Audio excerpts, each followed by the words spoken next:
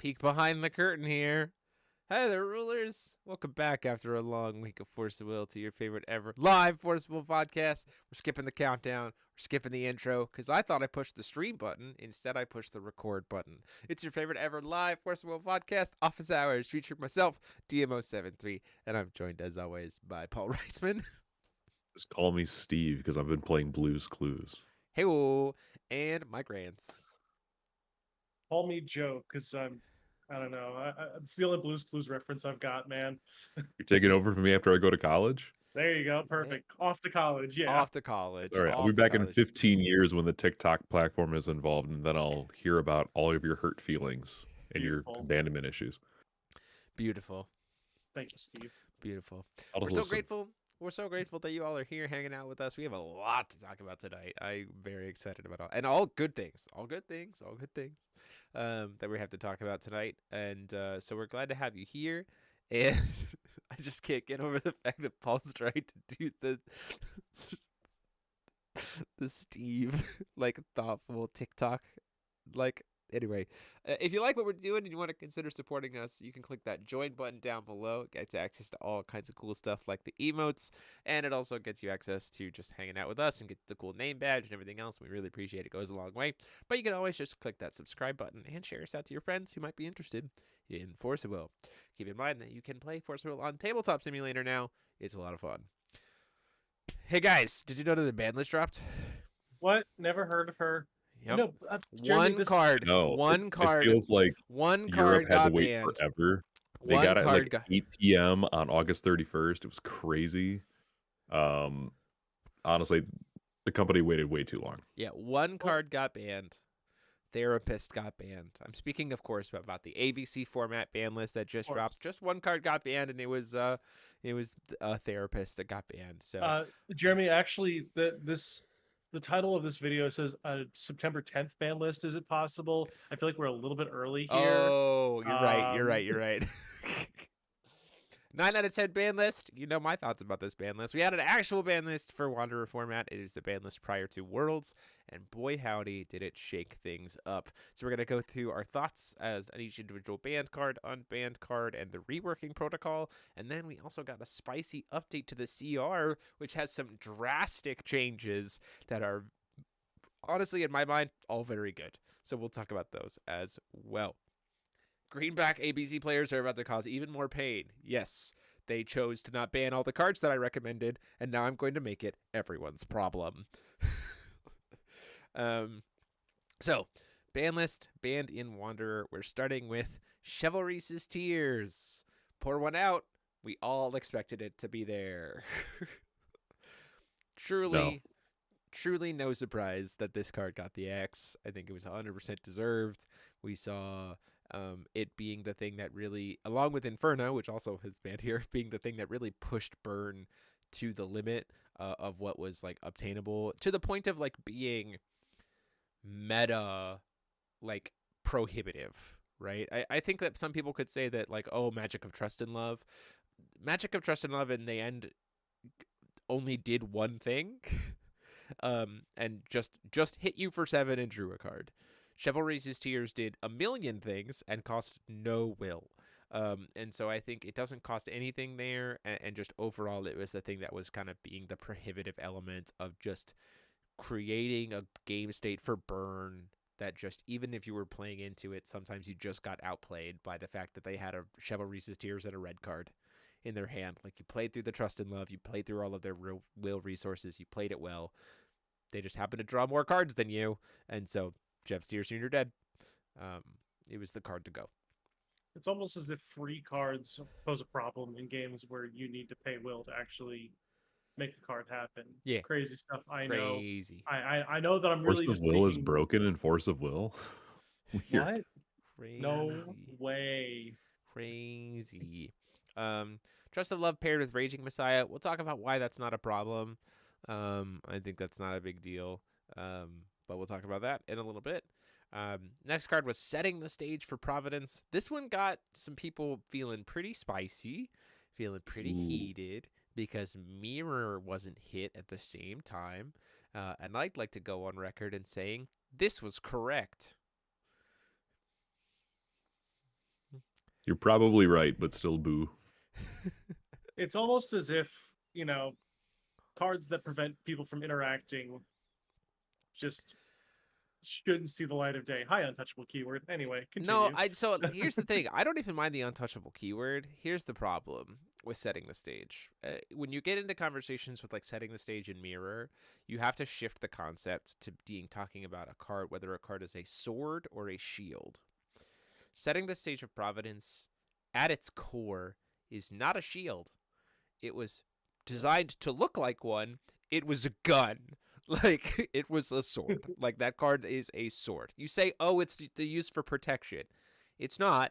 It's No, primarily used to lock in fucking combos. yeah, it's exactly. Yeah. It is a sword of a card. It is not. If that card said use this card only during a main phase, sure. 100%. Then we can talk about it being Use a this shield. card only during your opponent's turn, opponent's main phase, right? Like yeah. you could add text to that card that makes it a sword or a shield. It was not a shield. It was a Full sword. recovery, setting the stage. You know that I'm coming after you. Interact or die. Even Okay, if cool. I'm not, I'm throwing a setting the stage, telling you have to burn resources for it during my recovery phase, and then I'm just baiting out your answers for later. And if you answer And then it, you have cool, the second move setting to the recovery. stage. And it doesn't matter. The problem Yeah. was the problem with setting the stage is inherently the fact that the way Force of Will is structured, a card like setting the stage without stipulations to have to be during main phase or only during your opponent's turn set itself up to only be a sword, and so it just needs to get axed. Now I get the context. Blue card was too good to see play. I get the context of Things you people wouldn't have saying thought that of in Mirror 2015. like I get the thought here of setting the stage with our only out to Mirror. It's actually not. The out to Mirror is build your decks different, and I'll say this from the perspective of the reason why it's multiple pronged. My therapist brain's coming out here in the fact that the context is important, and it's not just one thing; it's a system. So the issue here, the reason why Mirror was so dominant, and the reason why it felt like you had to be able to protect against Mirror, is that Burn was so fast and so back and had these backdoor lethals through Inferno that it felt like you had to play low cost cards. Playing higher cost cards did not feel worth your time because you were just going to get raced by a burn deck. Therefore, you have to be able to protect your low cost cards because then Mirror is going to prey on them in order to be able to keep up with the speed of a burn deck, and therefore you need setting the stage, which causes the whole problem. If you kneecap the speed and backdoor lethals of burn, and you make it so that you kneecap and you take setting the stage out of the environment, then the natural response to Mirror is play higher cost stuff. And I'll also give credit to the Regalia creating an environment where playing to the main phase with higher cost stuff is about to be the format that we're playing into, which means Mirror gets a little bit less good. I will keep in mind, I have built 4 decks for this format already. I have not looked at Mirror because I have said, I don't even think this is worth me playing right now. I'd rather play X. I'd rather play Y over Mirror because Mirror is going to be subjective. People are going to be building to respect it. And if I'm under a mask, Mirror costs me 2. I'd rather play a cancel spell that has a wider range of stuff that it could hit, or something like a Persephone over a Mirror, because Mirror can only hit stuff that costs 1. So, yeah.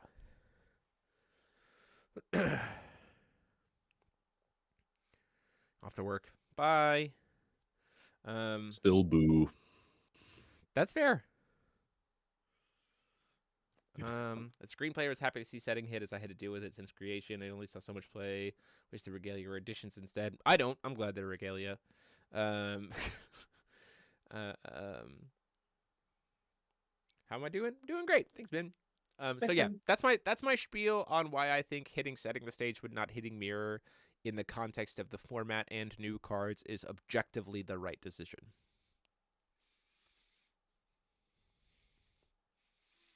You could disagree with me. Because also Mirror, also if you actually look at Mirror, Mirror is 1,000,000% just a shield. Yes.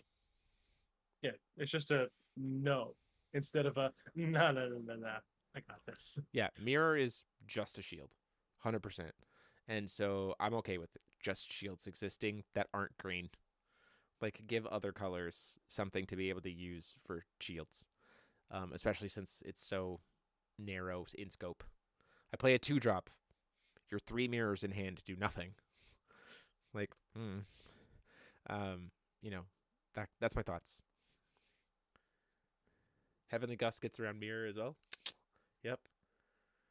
Yeah. Also, no additions have so many ways to bring them back and search them. It's good to see that they're regalia. Yeah. It also means that the regalia are like significantly more sturdy because like which means that they actually can have genuine meta impact in their existence.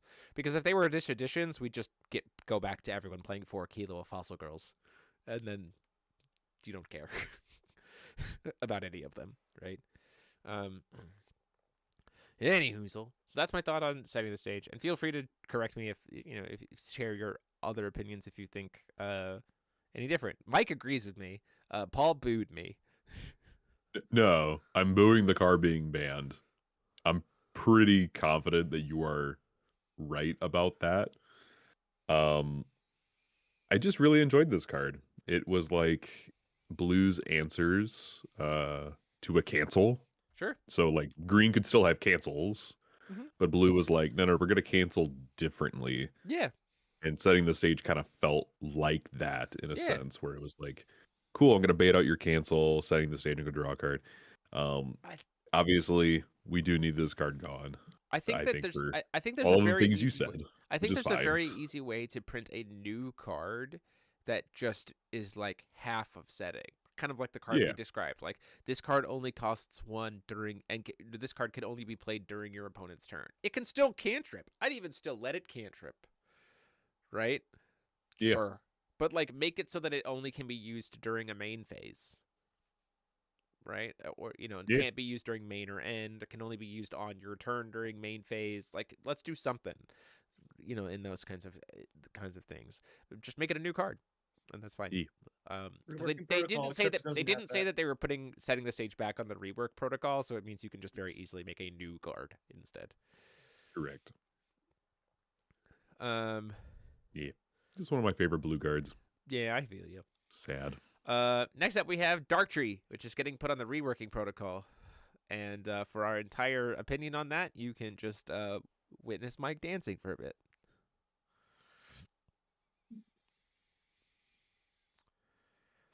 And moving on, the next card on the list was Inferno, another card that I absolutely called was going to get banned. This card needed to fucking die. I was so annoyed with what this card became. When it was first printed with a stemma, it was very flavorful. It was really only used in a stemma. It fit with her. It was the whole kind of concept. With the way that the game has evolved, this card became absolutely like tragic to have in the environment. It can still be played in ABC format. Fine. Let it go live in ABC. It only can work in one deck. It's only red-black. Absolutely hate this card. Like, I went from being one of the biggest fans of this card when I was playing Belial Astema or like Carlina Astema, Order Killer with Carlina Astema. Loved Inferno. It was great. It was this great grindy, like, oh, you got it too far ahead, let's reset the game state. Cannot stand this card for what it became and how it just became this backdoor lethal that made the game state feel so unabashedly dismal to play against. Like, I'm a mid-range deck. I would like to hit your face, but I can't because you're playing Inferno, and it's just actively going to kill me. Like, I do not like what it evolved into. It was time for this card to go. It became incredibly toxic. Honestly, with Inferno, you could probably just reworking protocol this to just say you can only play this if your ruler's a stemma. And even then, I wouldn't want it back. At this point in time, with how the game has evolved, with the new types of life loss tools that have come out since it was created, card cannot come back. That card needs to absolutely stay gone. Go play it in ABC. Be fine with it in ABC. It cannot be here. That card cannot come back. I'm probably thinking about it with rose-colored glasses, considering last time I played it in a serious fashion was Order Killer, right? Frontiers. Yeah. No, with the existence of all the life loss tools, like self-pay life loss tools that have come out, and plus new rulers that start the game with you can't gain life, this card cannot come back. It absolutely cannot. Yep. It is time for that card to see the axe. Inferno versus Artillerist. Which one do I hate more? Inferno, 100%, 1,000,000%. It's not even close. Like, they do something to Artillerist on this list. I think Artillerist is a thing that needed to get hit 100%, but Inferno has become something I absolutely despise as a card. Like, anything that tells my opponent it doesn't matter what you do, you're actively helping me win, is a game environment that I don't want to play in. Like, it's just not fun. So get it out. Magic Stone of Wolf's Night. Sure. Yeah. It just needs some, it just needs some tweaks because it has like 4 things that it's combo banned with, and so they're like, we're gonna fix it. We're gonna tweak it a little bit. Wow. Crazy Sure. how that worked I out. think it's probably easy enough to make it so that it only does the like flipping back on top thing if your ruler is little red. So then like she can just so the only one who can do it is just like her flipping every turn. Like that's probably an easy fix. But they can probably do There's something. like 5 billion things that it could be. Make it not count as a fire moon, just as a moon, so it doesn't bring back wolves, the crimson wolves. Like, yeah, there's easy things that you could do to that card to make it fix. It's just like overtuned, so let's tune it back. Sure, fine. People only playing Mirror as their answer made Inferno that much more powerful. 100%. Also bad. Yeah, for sure. I hated Inferno. I hated what Inferno became. It was just very annoying. So easy there. We'll talk about the all of the unbans are the reworking protocol stuff. So we'll get to that in a minute because I have those cards to pull up for us to talk about. But we can talk about the combination ban list. Fault Gold plus Little Maria, as well as Little Maria plus Gate of Refarth. I talked before about wanting just a full-on Little Maria ban. This satiates me for now. Because these are the 2 things that like were actively making her insane. You know what Mike Rance always says: if a card has 2 to 3 combination bans on the ban list, a card should probably just be banned. Yeah, for sure.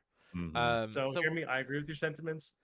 I understand that they're taking the half measure here. Should be okay, but I feel like somebody's gonna fuck something up. Yeah, for sure. And I mean, like, these are the things that would make it the most insane. Like, these are the things that we have witnessed making it the most insane.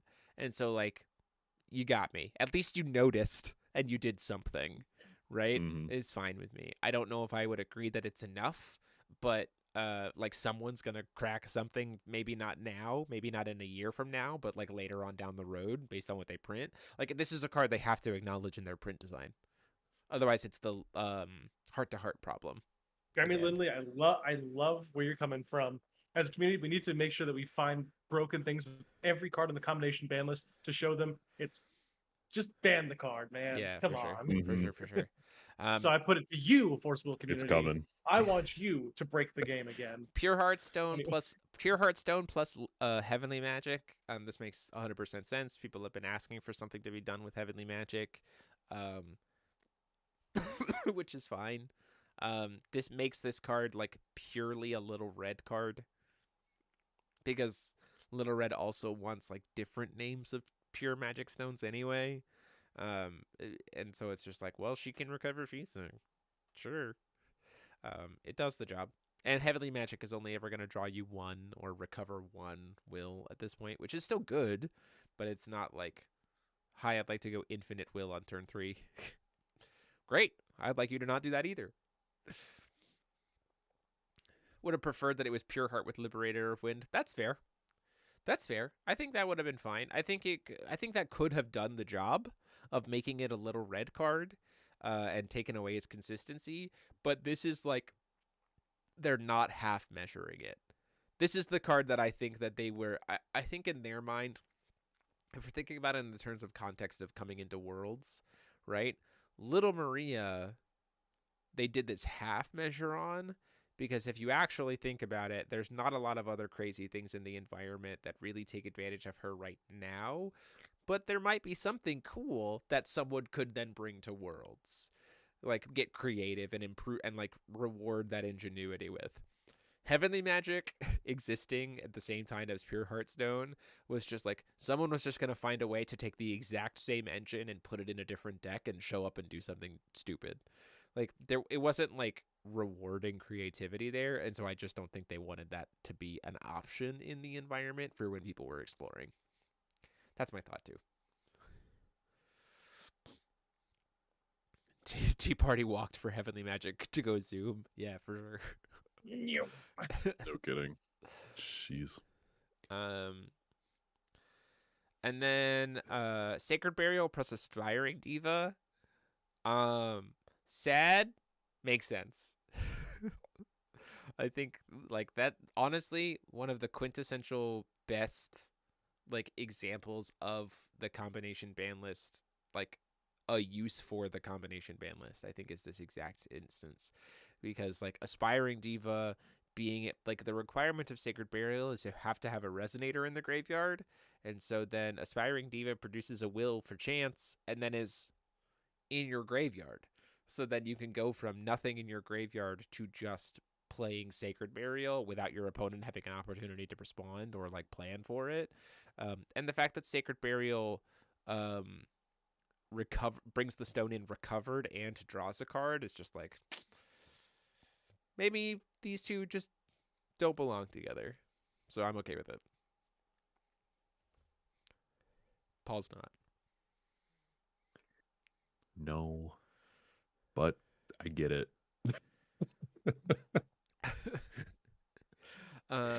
It was just a fun loop, okay? I get No it. other I deck was understand. using it. I understand. Artillerist of Faith plus Raging Messiah have been combo banned. I talked before about 100%. wanting Artillerist of Faith just hard banned, but this combined with the other combo bans here and with Chev's Tears getting banned and Inferno getting banned, like I'll concede this. The CR change that it came also made this a lot more comfortable for me, but we'll get into what that means. But this is fine to me.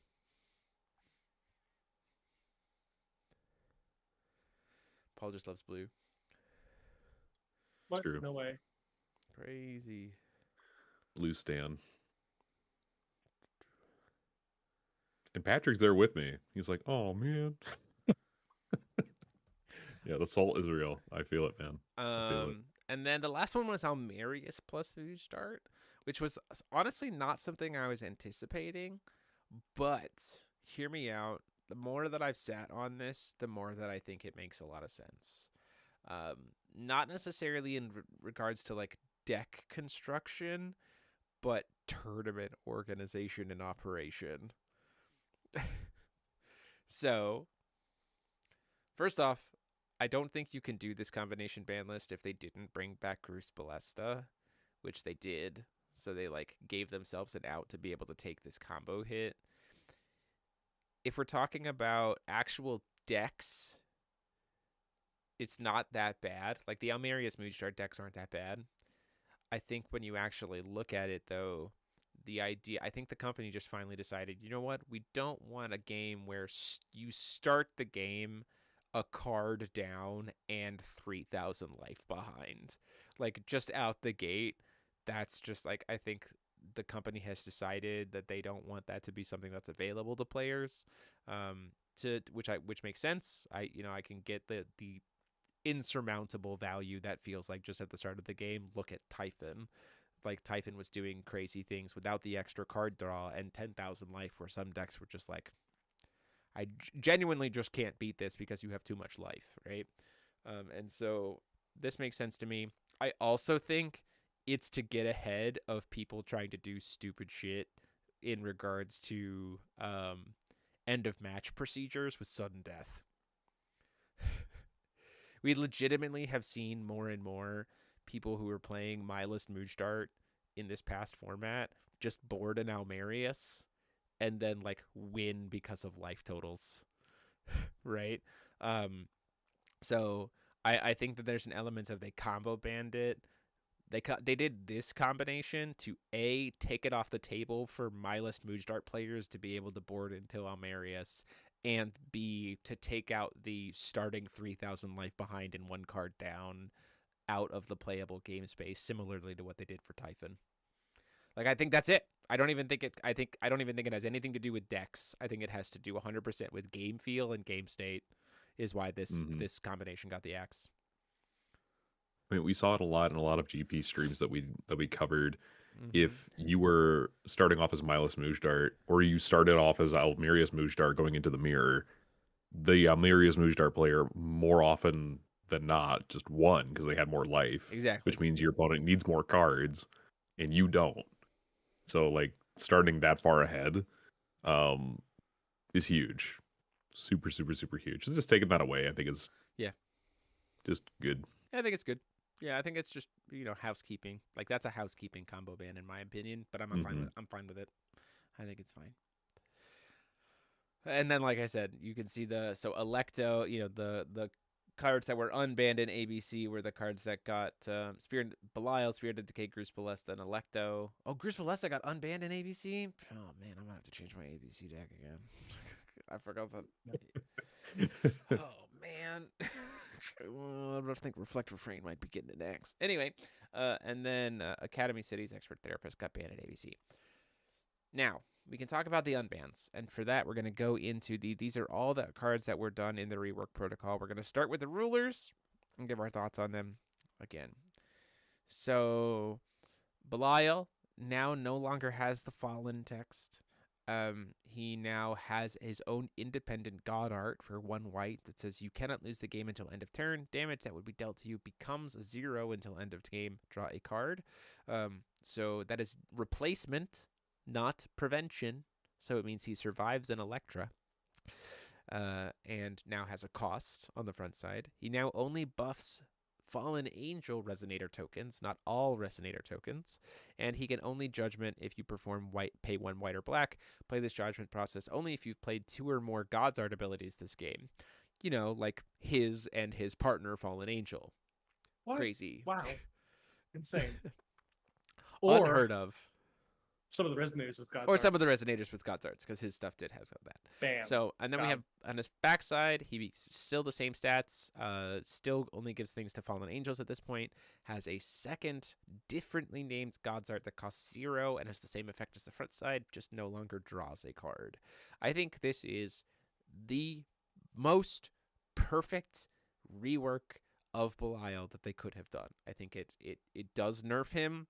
It does make him more of a standalone card. It doesn't let him be suddenly abusable by things that were outside of his scope, but it still keeps him very, very good and strong in the right hands with the right build. I think this is perfect. Yeah, I don't have any notes to add to that. It's just like they took broken abilities, put a cost on it. Crazy. Oh, What? insane.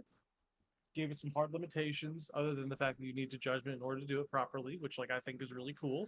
I think that's a really good design space that they should focus on. Speaking of focusing on, my camera will not focus Yeah, it on will me, not. and It's that's... okay. Yeah. Oh, I just had to shame it live on Yeah, TV. Anyway. Yep, there you go. But yeah, no, I think this is probably the cleanest way I've ever seen a reworking protocol done. Like, it doesn't kill Belial, still super strong, still probably will do some heinous things, but like, you won't just be like sitting there bashing your head into the keyboard. Yeah, for sure. Next up we have arguably the opposite direction, which is Arc. So Arc's rework is that he no longer grabs his satellite crystal at the beginning of the game, and his stone call thing is changed so that he can only do it once, and it does require him to be rested and But they did give him the ability to get an Arc edition for free outside the game, I guess. So you can just start with Arc Gears Grail if you would like. Doesn't do a ton, but they did make it sound like there might be more support for him coming in the ABC stuff, so who knows. And then on his backside, the only real change to him on there is that instead of that line of text, which sucks for me, by the way, I hate this is the change for him, he had a line of text on him that said this card cannot be targeted or destroyed by a card effect. and now he just has barrier and eternal. So you can lose. Oh yeah. So you can just He can be hit Yeah. by things that like affect stuff that has barrier and eternal. Yeah. I mean, it's not great. I mean, like it's a very minor change, but it does expand the number of things that can hit him, and I hate it.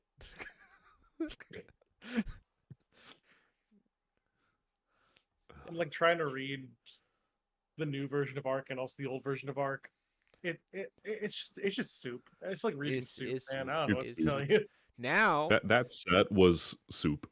now, now we get to talk about the third ruler. So we had example of a redefined nerf, very, very well done.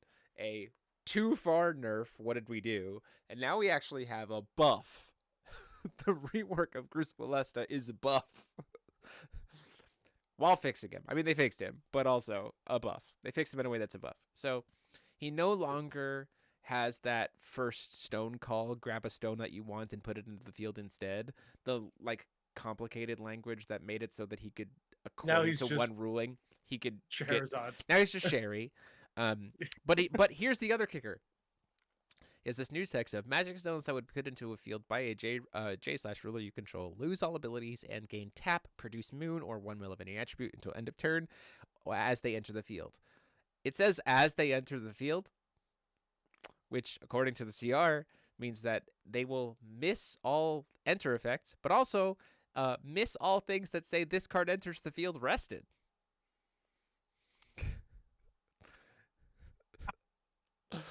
So Gruus Molesta can just start the game every game with Ragstone with no downside.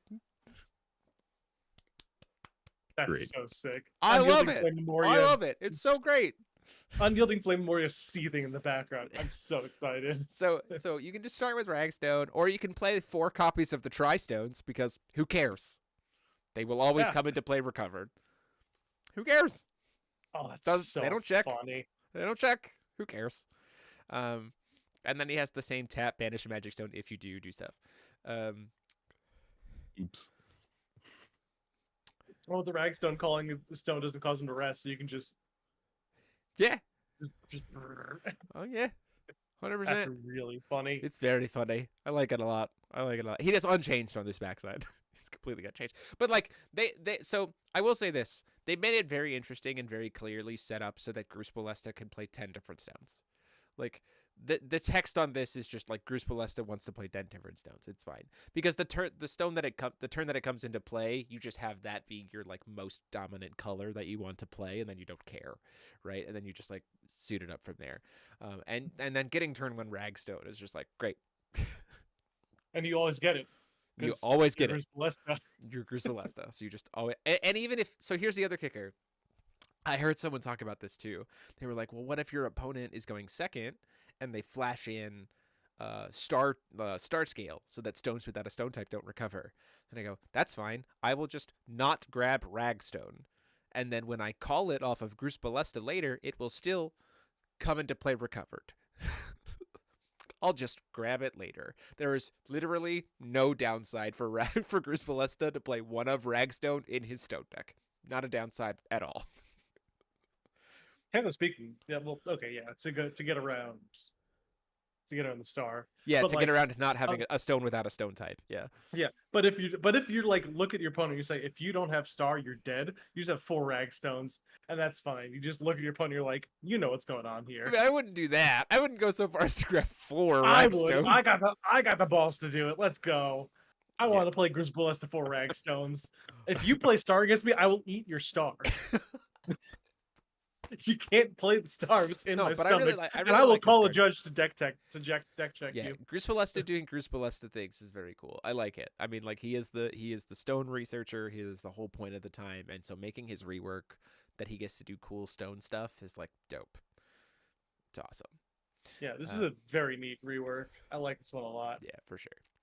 I like it really a lot. Funny. This is something because it's something unique too. It's something that yeah, no other ruler can do. It's just him. It's just cool. him, right? He just gets to do it. Yeah, that's what I want to see. I don't want just the same rulers slapped on with 5 different things where it's just like, oh, I can put 2 moon shields. Oh, I do this, I do that. It's like, just make them do something cool with the stuff that we've got at our disposal. Yeah. Make them interact in a fun way with old cards. I don't Yeah. know. Is that so hard? Yeah. Anyway, yeah. I've rant over. So speaking of reworking to make it specific to rulers and make rulers stand out more, I would say that the entirety of the rework protocol main deck cards this time around is take generic card that we didn't mean to make generic and make it actually more specific for its ruler, because that's what we meant to do in the first place. On all 6 of these, that is what it is decided to do on all 6 of these. So generate replicant is now only workable in Olga and only grabs replicants. Who would have thought that would have been Weird. What do you mean only grabs replicants? Did only- the original not just grab replicants? It grabbed any resonator you want. Stop! No! Including That's what replicants. including Hold on. including Hold on. replicants. Wait, whoa, Including but not whoa. limited to. Wait, replicants. whoa. Wait. There's no way. Yeah, the Hang original generate replicant just grabbed whatever you want, buddy. Stop. It's okay. on. Angelic No, hang on. Hold on. I'm Courtesy going of back. that spell. Give me 1 second. Who the fuck designed this card?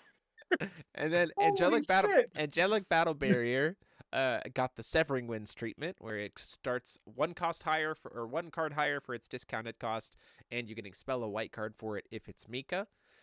So neat. Not sure Cool. how I feel about the card overall, but neat.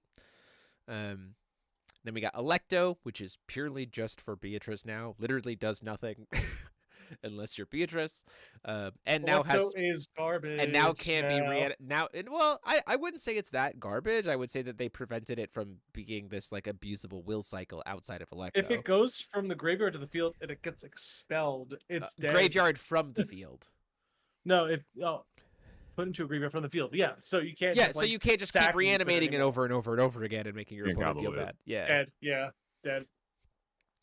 Then we have Dragon of Solari, which just changed it to Belligerence instead of Swiftness, which made 100% sense. The aggro from Ainz was just a little bit too good from just like naturally being able to have Swiftness. This is a very good use of rework protocol because obviously Belligerence didn't exist Right. when the dragon was made, but now Yeah, it's like now it does. Yeah, There for you sure, go. 100%. It's an effect that makes more sense and is more healthy. Let's just swap it. Like, great. Painter's Gears now costs 1 instead of costs 0, and has a mastery and an enter effect as long as you are Noon. This came out alongside Sexton Noon, so it makes sense that this was put into a Sexton Noon deck. Checks out. Like, that's fine with me. makes sense. And then the last one was Spirit of Decay, Force Resonance Rebirth. Then it gains enter effect. This card is a resonator, and you control a J ruler with Force Command Rebirth. Put X -1 or +1/+1 counters on this card, where X is the number of cards in your graveyard, and your opponent loses Y 100 life, where Y is the number of +1/+1 counters on this card this way. And then you can remove a +1/+1 to do -2/2 to a target J// resonator, not named Spirit of Decay, meaning you can't loop between 2 Spirit of Decays like we were doing before. Correct. Funny. This You is also can't order out Spirit of Decay for like Lethals. instantaneous life loss. Yeah, instantaneous Right. life loss. There's always a window where you can potentially stop it from coming into the field. This is great. This is fine. A fine rework of this card. Did this card already have a way to give something minus something minus Yes. something? It Okay. it also, so first off, it could also burn counters to drain your opponent. That's the one I remember. I believe. Is No. that how Yeah, it- that's The That checks enter was out. the drain. It could move counters to -2/2 an opponent's J resonator. was it double Okay. the number of? Was the drain higher? I forget. Like maybe the drain was higher. No, it's No, the it was same just level it was as just a drain. straight up drain. It was Okay. whatever the cards were in your graveyard drain. Oh, okay, and there's okay. also another. I think there might be another caveat to this where it's if this card is a resonator you control a You have to have an ordered Athenia, and it can't be this card to be able to get Yes. the effect now. if you kill Significant. if you kill the Spirit of Decay in response to the enter trigger going off, I think your opponent doesn't lose life. Correct. Also true, because they won't actually put That's any true. +1/+1 counters on something. Whereas before it was just like, no, I cast this, cancel it or die. Yeah, Put literally. X +1/+1 counters on this card, and your opponent loses Loses X. X Where They're X two is the number of separate cards in your instances. graveyard. So Yeah. now it's if I don't get the tokens, you don't lose life. Correct. Yep. So this is much better. This is much better designed, Yeah. much more interactable. This is great. Still very strong, Good cards. incredibly Yeah. strong. Yeah, could be Just very just very not oppressive. Yeah. Crazy. So that's Yeah, you just have That's to work for it. that's the changes in cards of the reworking protocol. I think solid. I think when I saw the finalized list, the video of the finalized list and everything else, especially when you take it into consideration alongside the CR, I gave this list a 9 out of 10. Like personally, that was the thing in the video title. I think objectively, if I'm not playing any favorites with preferred deck archetype, and I take it into the context of what is also coming out in the next set, I gave this a 9 out of 10 ban list. I'm going to put a hot take out into the crowd. Sure. 8 out of 10 for me. I think that the rework on Generate Replicant was a slight miss, in my opinion. And I will give you the reason why. I'm listening. So instead of having it locked to Olga in order to get the effect, it should have cost green X and cost green less if your ruler is Olga. Because that way you could play it in other decks, but at a pretty significant premium. I disagree because it's not green X. It's green. It would be green the number of times you've cast Sword of Progression. It's not an X spell. It's just a base cost cheat something in. And Sword of Progression is still an insane card. So valid. I think even at a 2, if you can tell me I can go get a 2-drop at instant speed from my deck, that's even if it's a replicant because the replicants are cracked by paying 2 green, sure, done, 100%. Like I would still do it. Very interesting. Making it locked into Olga only and making it locked into just replicants was 100% the correct design for that card. All right, you know what? I appreciate that insight because I do think that was part that I was missing. Oh, also the last errata of the IU change. They did notice in this video they talked about how it didn't get talked about in the video, but it was clarified that there was a slight errata for the new set, specifically with the extension rule for IU, card not working as intended, which means please proofread your cards. That they never initially intended for the card to just be able to grab anything off of the top of the 2 cards revealed. It was supposed to only be able to grab a soul from the 2 cards revealed. So they were like, hey, stop playing IU Olympians, play IU Soul plus the reincarnation card instead, because that was kind of the point of it. And then everyone went, oh, well, we don't like that. Oh, yeah, IU's dead now. Okay, cool. But also, like, IU Olympians with that card is actually bonkers levels insane. It's a time bomb. It's like, eventually I'm just going to kill you. Like, if you're not fast enough, you just die. And, I think it's fine. I think it's, I think the reincarnation rulers are fun to play in a casual level. I think they've got, you just now play IU as a soul deck. It's like, sure. I will say one thing, though. I do very much hope that eventually along those lines of the reworking protocol, we get some buffs down the line. I think Cruz Ballesta is a good tie-in for like a change that makes a card more interesting. But why is Dan talking about a blood-sucking impulse errata? What happened? Oh, they changed it so that the card functionally works, because the old way of its ruling was a vampire you control deals damage equal to its attack to another resonator. Like the sentence itself doesn't make sense because you can control a vampire that's a ruler but doesn't actually have attack, but then it's not a resonator, so how does it deal a damage to another resonator? Like the language just doesn't make sense. The errata is clarified to now be a vampire J/resonator you control targets another J/resonator. Like they just cleaned up the text. It functionally unchanged. Cool. Okay. I didn't know that. Slight upgrade. Now it can hit J rulers. Yeah, now it can hit J rulers. Yep. I would. It also just makes sense. I'd like more reworking protocol to buff significant historical forcible cards. That's what I want to see in the next set. I want to see lore. I want to see the lore of the Blood Speaker as a 600/600. Well, listen, I'm telling you, next Masterpiece collection certainly feels like it's going to be a Lapis cluster set. So there's a lot of cards buff there. And a lot of them to not touch. Yeah. So fun stuff there. I do have a Fox My deck Dying currently sleeved up. Swallow tribal deck. Come on, Dying Ice Swallow. That's no. I do Oh, currently that's have. Dying Listen, Swallow listen. Let me make it. tribal. That's Alice Cluster. Let me make this very That is clear. by far the weirdest wedding gift someone got me was 40 hollow Dying Swallows. What? I'm Let not me- even kidding. Let me shout out to Josh Borsma. Shout Let- out to Josh. Let me make Borsma. one thing very clear. In the coming weeks, there will be a feature match on the channel with a legit 2024 Era Force of Will Fox deck that will feature in it the DM073 gloves. I will be Oh, recording a feature match You for that stole deck my heart, with the gloves. Jeremy. You That tease. they are coming back. Listen, I'm here for it.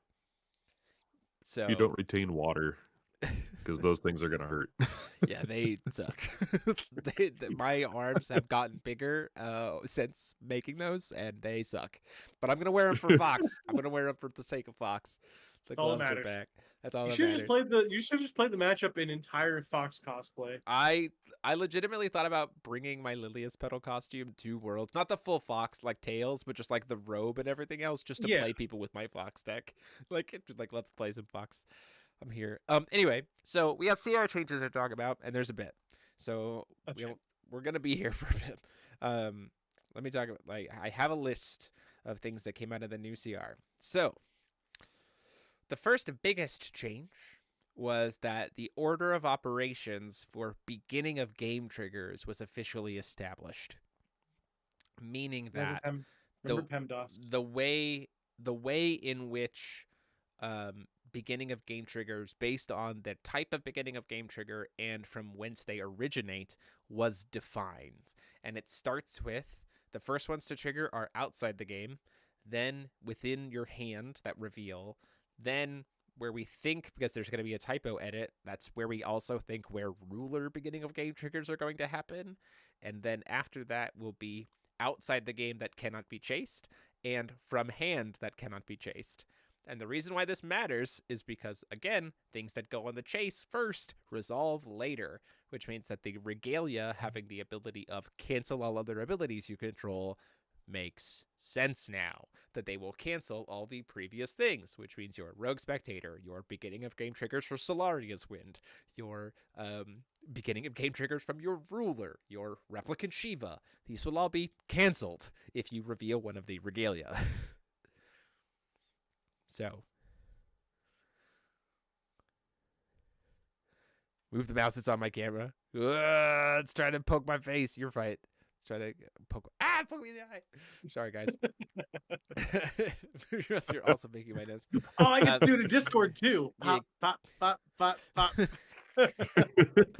So that's a big change. It essentially means that the scope of the regalia probably doesn't go quite as far reaching as we initially thought it was going to go, because if you really are reliant on Replicant Shiva or Rogue Spectator in your deck strategy, or you're really reliant on a beginning of game trigger from your ruler, you won't want to play these regalia. You just won't, because you won't want to risk those getting canceled. That being said, I think Replicant Shiva still finds a place in boards with rulers who don't have beginning of game trigger effects that might keep playing the regalia, just so you have I didn't see my regalia in opener, at least I still get to have Replicant Shiva.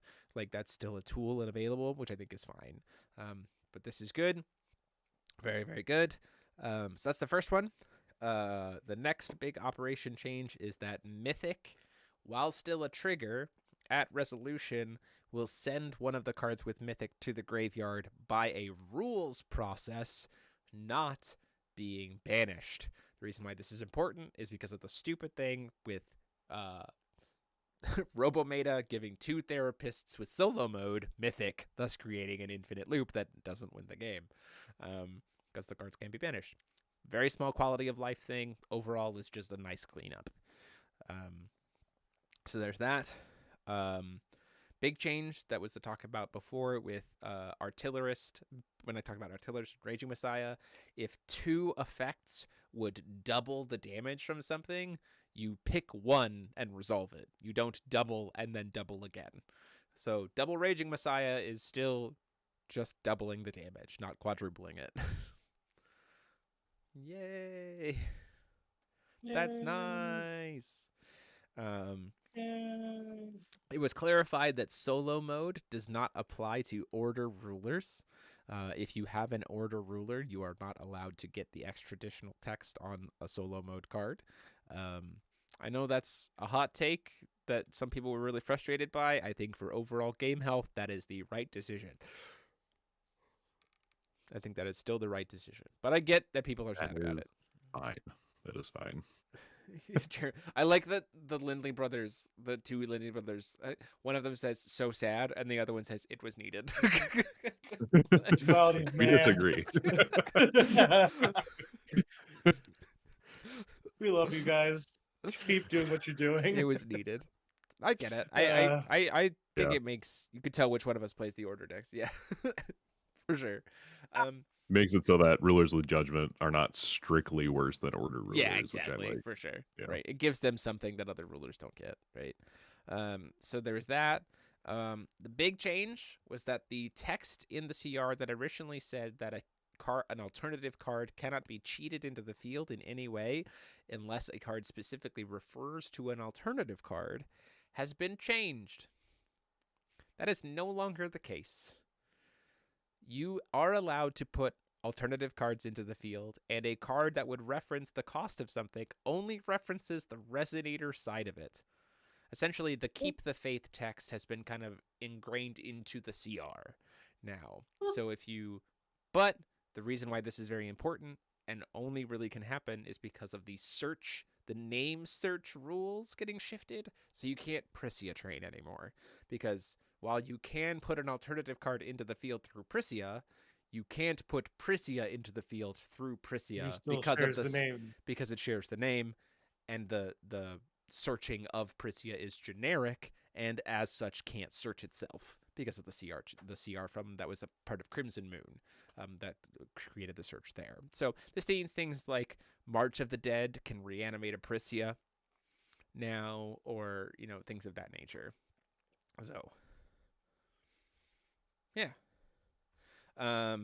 Another bit change is that you cannot have a rune deck unless you are a rune ruler. Bullshit. I hate this rule. So you cannot have a rune deck unless you are starting as a rune ruler, and a rune How deck else am I supposed to do the funny meme of craving? Was it massive growth, eruption? Yeah. Here's the whatever it was, the Ron Miles special, whatever it was. So there's that change. They did clarify areas versus zones. Technically, all zones are areas, but not all areas are zones. And outside the game, even if unrevealed, is considered an area, which means if there's a therapist or a mask on the field, you cannot grab Chimera with Fox. Woo! It changed my Fox deck a bit when I found that. Don't get me wrong, I was fine with it, but also it changed the Fox deck. It means you can't side out of a Rune Ruler 2 then. That is correct. You cannot sideboard out of a Rune Ruler. It also means that JPK was doing this really gross thing where he was using Solaria and a Liberation to start as Solaria with the dragons and then liberate into a Rune Ruler. Can't do that anymore. I mean, clever. Gross. Gross. We can't do it anymore. I mean, tell me if I'm wrong, but this is the rule that stranger decks have too, as well. Yes, right? yes. It is now in line with stranger decks. You cannot have a stranger deck unless you are a stranger ruler. That is correct. Consistency. I like this. You can just no rune deck. Yeah, that's true. You can still do that, but you can Yes, you can. I guess liberate into a Brunhild if you really want to. You did it. You did it. I'm gonna go into Lich. So another big change is that it was clarified that Void is a characteristic of Will, similarly to Time and Moon. It was also mentioned that there will be a Stone of Void, a Void Magic Stone coming out as a Magic Stone type, which will make sense for the ABC ruler that comes out in the ABC deck set. You can cite a Rune Ruler for another if your rune deck has all chant runes or the same color. I sure can swap out Lich for Lucifer. Good for you. Good for you. We did get clarification on investigate, that now investigate like won't, if you get like 2 things that both have investigate 2, you will reveal 2 cards off of the top of your deck because the investigates don't stack. They will reveal the same cards, which is good because this means that Zaki can play her cards without expelling her entire deck immediately. Correct. We did get the idea of cumulative stacks, which is clarifying for things like limit.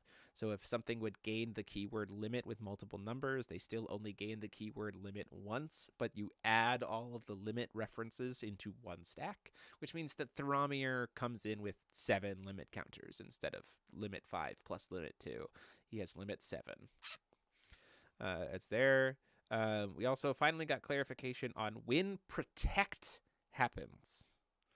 And declaring that you are using the ability of protect is directly following the attack declaration, like what you are attacking with.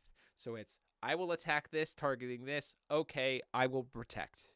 Like you immediately have to respond with I am protecting. You cannot go to blockers. Like it's even before blockers. But this does mean that you can protect with something and then assign a blocker, which is neat. Surprisingly, actually. Very neat in terms of implication. So because you kind of are pushing the damage away from your face. So that's a thing. That protect doesn't replace declaring a blocker. It's like exactly there. And I think that's all I got. CR changes. It's a lot. A lot of really good things. If you're gonna play Blue's Clues, read Investigate with 1171. Read that very carefully. It's a very long section. It's like 12 bullet points. So Paul, you recommend so many intricacies. You recommend that there's so many examples. Wait. Oh my God. Paul, are you recommending that players investigate that section? In fact, yeah. I will note something also. Phobias was officially added to the race list within the CR, which means that we actually have one phobia in the game. That it's Zeus Atlas. As it should be. As it should be. So Zeus Atlas is also now pi. Yeah. Because 314 races. Wait, what? I also really like, let me just make sure I have this. Yeah, okay. Very importantly, with the new changes, we have both bug and insect. Yep, bug and insect. insect. They're really getting specific on this. Yeah, really. I mean, were fox versus just were beast versus were wolf. Like, versus were rabbit. Versus they're really trying not to give us werewolf support. They're really trying hard. No, guys, we're never going back. We're never going back. I'm not going back. You know what? I still think that we need some additional support where like it turns into a house, we get a warehouse. Warehouse. She's a brick. House. She's aware. Anyway. House. Anyway. So that's why Nightmare King's phone number is in my list. Yeah. So waiting for the day that Fout gives us an ability that can assign more than one blocker to something. Maybe. Like a keyword that like joins 2 things together for the purpose of blocking. I feel like that would get I feel like that would. We're gonna get a treat this game of Force Will as a Magic the Gathering game in our next unset whenever we get that. I would feel like you probably like because combat is 1-on-1. I just don't think a mechanic like that would function well. Like because it's like. They'll put it in the CR. Sure, fair. Yeah, you could do like banding, but only in defense. Shut up. Shut up about banding. Nobody wants to talk about banding. Shut up, Paul. Also, don't do banding. No, so the only time you can ever do banding is the skeleton guitarist who forms a band. So, with all of these changes, I'm looking very much forward to the new format. I think the big takeaway from this format with the CR changes, with the ban list, with the new cards that are coming out, is we are very much shifting from a end phase before recovery phase focused format to a main phase game actions card resonator based focused format, which I think is a nice change of pace. I played with Tyler Tompkins the day after my birthday when I went to the pre-release. We played for like 3 hours in the new format, just with like the new cards and the new concepts. And he described it as feeling a lot like Rhea Cluster era Force of Will, where like the main phase was like the main part of the game, and it was like a format of the main phase. It was like a format of +1s and like felt like a game of chess. It was very satisfying. Paul, you played in a locals with the new ban list on Saturday. Can you kind of concur that that was your kind of experience? I would say that based on my playing so far, I mean, I played Zaki, and Sure. Zaki is not a regular deck, right? Yeah. Blues Clues is not a regular Yeah, deck. no, for sure. But what's very evident to me based on just the ban list and the CR changes is the company, since releasing Saga cluster sets until now, they've recognized, hey, it's been 3 years. The game needs to be dialed back. That seems very apparent to me. Like, they are actively trying to say, like, these things that were established in dual cluster as like the ceiling were too powerful, and we're dialing back even more. Which I think has a lot of implications for future card design and just kind of like what is good in the format. Yeah. Yeah, I think it's this world of like, I talked with Alejandro about this too. He's in the chat, so we'll call him out. Hey, Alejandro. Is that I described what we're entering based on your definition is we're about to enter era 3 or era 4 of Force of Will, which is like based like game feel wise, and it's the difference between era 3 and era 4 is whether or not you think that era 2 expands to being era 3 or not. Era 1 in my mind is from the beginning of the game up until probably the end of New Valhalla, which is like a lot of the game action, like the high power plays were like main phase actions, and it was about protecting your main phase push, right? Now the speed in which that push came varied over the course of time, but it was mainly main phase kind of pushes, right? Very combat oriented, very combat tricks oriented, very much in that vibe. Era 2 was like the beginning of Alice Origins cluster to dual, Saga dual cluster, where we started to see more and more strategies come out of the woodwork that were like applying their pressure and like pushing their win con outside of main phase. Like during your opponent's end step, flash in a quick cast flyers. During your opponent, like, and we saw that really come to a head, I think, in dual cluster with things like Lucifer and all that kind of stuff. Like it really like sped up and sped up and sped up and sped up. And then there's something to be said about, does era 2 become era 3 when we hit hero cluster? I would still consider it to see kind of all part of the same era, because it was kind of still the same vibe. But like it feels like we're now back to more of a era 3, which is a main phase focus, but the power level of cards has shifted. But we're still back in that kind of like main phase is when you're applying your pressure, which I think is nice. I think it's nice to see. Yeah. Era 3 or era 4. It's based on like where, like, does dual cluster get its own era? Like, is kind of like the thought process, right? Or is it just like the culmination of the entirety of era 2 is dual cluster? And that's my perspective. Well, there's like design trends in that too. Like New Valhalla was a major shift back to single color rulers, deck construction, that sort of thing. Which was very different.